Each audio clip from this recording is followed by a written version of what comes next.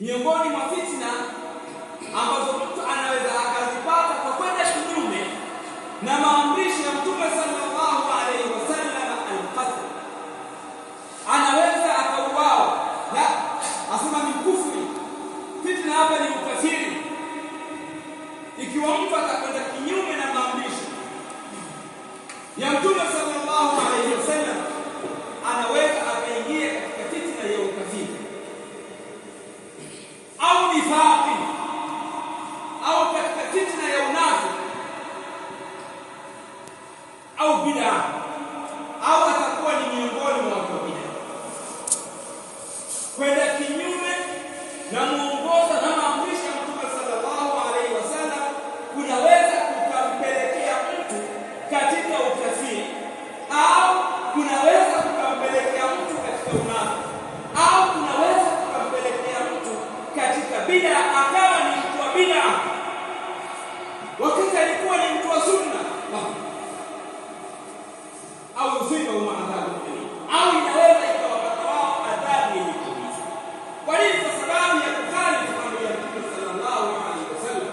Ibn Kathir akasema fi dunya, adhabu hii itapata hapa hapa duniani, bihabsi, kama vile kufungwa au katli au kuuawa au haddi au kusimamishwa haddi au nahwi dhalik, au akapata adhabu nyingine mfano wa hizo. Kwa hiyo mtu mwenye kukhalifu amri ya Mtume sallallahu alaihi wasallam na miongozo, baada ya kufahamu, anaweza akapata mtihani. Na mtihani kama alivyosema Ibn Kathir, mtihani hapa inaweza kuwa al-qatl, kuuawa, kufungwa au kusimamishwa hadi, au mitihani ya aina. Kwa hiyo mtu anajiweka katika mazingira ya hatari. Kwa hiyo ili ibada zetu ziweze kukubalika na kusini, ni lazima ipatikane sharti ya muthabaa, na sharti ya muthabaa ni kumfuata Mtume sallallahu alaihi wasallam, kufuata maelekezo yake, kufuata miongozo yake. Tunaishi katika zama ambazo kuna mapote mengi, kuna makundi mengi, na kila kundi linajiona liko katika haki na kundi lingine liko katika batili. Haya makundi hayakuwepo katika kipindi cha Mtume sallallahu alaihi wasallam, si hapa Tiwale. Hiyo ndio hali ya dunia mzima. Kuna firaqu mutaaddida, kuna mapote mbalimbali. Haya mapote yamekuja kwa sababu ya utofauti wa itikadi. Hayakuwepo kipindi cha Mtume sallallahu alaihi wasallam. Kwa nini leo yapo? Je, ni kweli yote yapo katika haki? Kwa nini mapote haya, vikundi hivi havikupatikana kipindi cha Mtume sallallahu alaihi wasallam? Je, hatukupewa miongozo nini cha kufanya hali hii itakapotokea? Bali tumepewa mwongozo. Mtume sallallahu alaihi wasallam anasema, iftaraqat al-yahudu ala 71 firqa, Mayahudi waligawanyika makundi 71. Waftaraqat an-nasara ala 72 firqa, na manasara kadhalika waligawanyika makundi 72. Wasataftariqu hadhihi al-umma ala 73 firqa, na umma huu utakuja kugawanyika makundi 73. Haya anayazungumza, haya makundi hayakuwepo. Kulluha fi an-nar, yote motoni, illa wahida, isipokuwa kundi moja. Kila man hiya ya Rasulullah, masahaba wakamuuliza Nabiyuna alayhi salatu wassalam, ni kundi gani hilo? Akasema, man kana ala mithli ma ana alayhi al-yawm wa ashab. Kundi hilo moja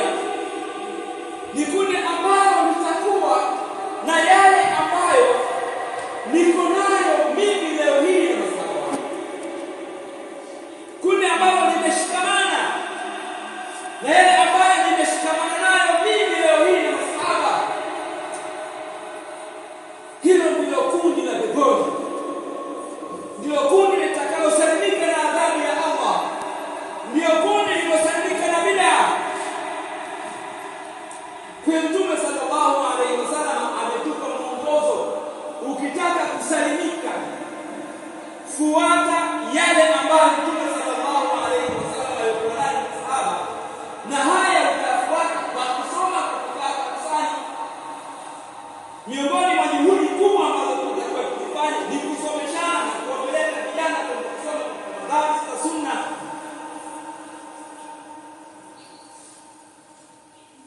Huu ni mwongozo wa Mtume sallallahu alaihi wasallam alitupa nini cha kufanya. Umma huu utagawanyika hayo makundi sabini, lakini kadhalika hadithi ya Ibn Mas'ud radiyallahu anhu anasema khatta lana Rasulullah sallallahu alaihi wasallam khattan. Siku moja Mtume sallallahu alaihi wasallam alipiga mstari, thumma khatta khututan an yaminihi wa an shimalihi, kisha akapiga mstari mwingine upande wa kulia na upande wa kushoto. Alipopiga mstari wa kwanza akawaambia masahaba, hadha sabilullah, hii ndiyo njia ya Allah.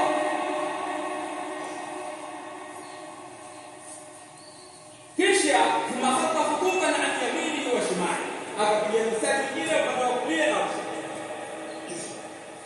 Kisha akasema wa hadhihi subul, na hizi ni njia, na hizi ni njia, ala kulli sabili minha shaytanu yad'u ilayhi, katika kila njia miongoni mwa njia hizi kuna shetani, kuna walinganizi wanaolingania katika njia hizo na kuwatoa katika njia moja iliyonyooka.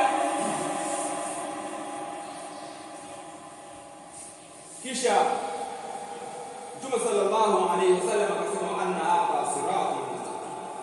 Baada ya kuchora mstari mmoja, kisha akachora mstari mwingine upande wa kulia na kushoto, akaisoma aya hii, wa anna hadha sirati mustaqima, na hakika hii ndio njia yangu iliyonyooka, fattabi'uhu, ifuateni, wala tattabi'us subula fatafarraqu bikum an sabili, wala msifuate njia zingine